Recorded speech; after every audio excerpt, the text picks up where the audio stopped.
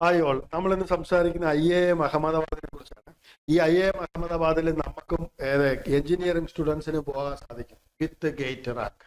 അപ്പൊ നമ്മൾ സംസാരിച്ചു വരുന്നത് എന്താണെന്ന് ചോദിച്ചാൽ, ഇതിന് ആപ്ലിക്കേഷൻ കൊടുക്കേണ്ട ഈ മാസം തന്നെയാണ്. അപ്പം അറിയേണ്ട ഒരു കാര്യം എന്താ ചോദിച്ചാൽ, ഇവിടെ ക്യാറ്റ് വഴി മാത്രമായിട്ടല്ല, അല്ലെങ്കിൽ GMAT അങ്ങനെയുള്ള ഇതുവഴിയായിട്ട് MBA മാത്രമല്ല, നമുക്ക് കയറാൻ പറ്റും നമ്മുടെ ഈ പറഞ്ഞ ഗേറ്റ് സ്കോർ വെച്ചിട്ട്. പക്ഷെ നമ്മൾ കയറാൻ പോകുന്ന കോഴ്സ് PhD-ക്കാണ്.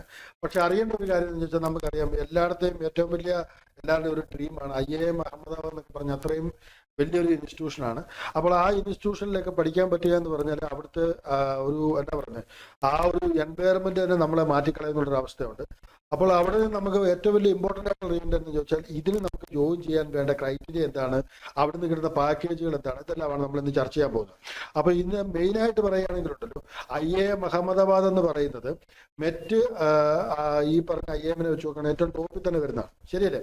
അതിൽ തന്നെ ഒരു കാര്യമുണ്ട്, ഈ പറയുന്ന ഓൾമോസ്റ്റ് നല്ല ഇതിലെല്ലാം എക്കണോമിക്സ് അങ്ങനെ പറയുന്ന പല ഇതിലും നമുക്ക് എന്ത് ചെയ്യാൻ പറ്റുന്നുണ്ട്, അപ്ലൈ ചെയ്യാൻ പറ്റുന്നുണ്ട്. പ്രത്യേകിച്ച് പറയുകയാണെങ്കിൽ ഇവിടെ കാണാൻ പറ്റും PhD സ്കോളേഴ്സിന്റെ ഒക്കെ ഫോട്ടോകൾ കാണാൻ പറ്റും. ഇവർക്ക് കിട്ടിയേക്കുന്ന ജോലിയെല്ലാം നമ്മളിവിടെ അവർ മെൻഷൻ ചെയ്തിട്ടുണ്ട്.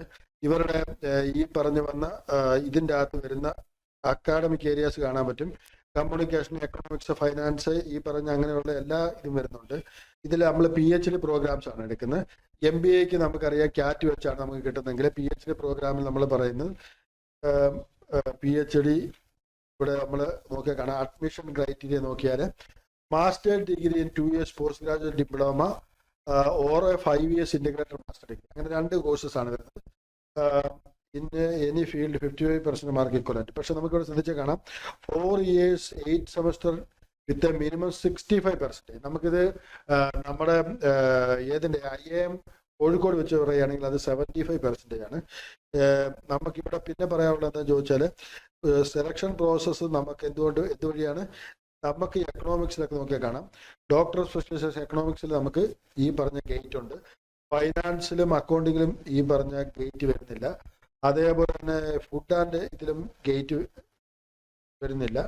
നമുക്കുള്ളത് ഇവിടെ നോക്കിയാൽ കാണാം, ഹ്യൂമൻ റിസോഴ്സ് മാനേജ്മെന്റ് ഗേറ്റ് വരുന്നുണ്ട്, ഇൻഫർമേഷൻ സിസ്റ്റത്തിൽ ഗേറ്റ് വരുന്നുണ്ട്, മാർക്കറ്റിങ്ങിൽ ഗേറ്റില്ല. പക്ഷേ ഈ മാർക്കറ്റിംഗ് ആർക്കുണ്ട്, നമ്മുടെ കോഴിക്കോട് IIM-ൽ മാർക്കറ്റിംഗ് നമുക്ക് അഡ്മിഷൻ എടുക്കാൻ പറ്റും.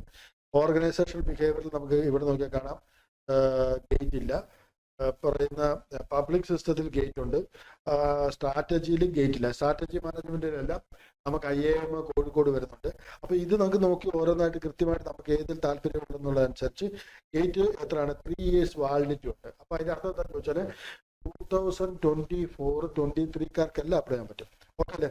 ഇനിയും ഫസ്റ്റ് ഇയറിലെ സ്ലാബ് 42,000 ആണ്. ഫിനാൻഷ്യൽ അസിസ്റ്റൻസിന്റെ 45,000, 50,000 അങ്ങനെ പോകും. ഹൗ ടു അപ്ലൈ അത് ശ്രദ്ധിച്ചാൽ മനസ്സിലാവും. January 20 ആണ് ലാസ്റ്റ് ഡേറ്റ് വരുന്നത്. ഇതിന്റെ കൂടെ തന്നെ നമുക്ക് ബാക്കി പറയാനുള്ളതെന്ന് വെച്ചാൽ, ഓൺലൈൻ ആപ്ലിക്കേഷൻ ഫോം September 19, 2024 വരുന്നത്.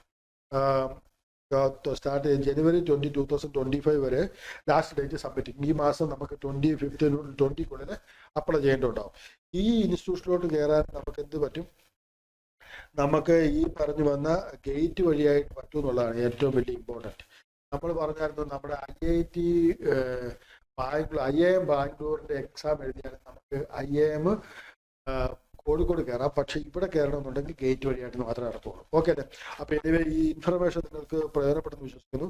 ഇതിൻ്റെ അകത്ത് ഈ വെബ്സൈറ്റ് വന്നാലേ ഇവരുടെ ബ്രോഷറും ഡീറ്റെയിൽസും, അതിൻ്റെ അകത്ത് ഇവർക്ക് എവിടെയൊക്കെ പ്ലേസ്മെന്റ് കിട്ടിയിട്ടുണ്ട്, ഈ PhD എടുത്തവർക്ക് അല്ലെങ്കിൽ ഈ ഡിപ്ലോമ എടുത്തവർക്ക് എന്നുള്ളതെല്ലാം കാണാൻ പറ്റും. ബാക്കി ഡീറ്റെയിൽസ് നിങ്ങൾ വെബ്സൈറ്റ് വന്ന് പരിശോധിച്ചാൽ കാണാം. Thank you very much.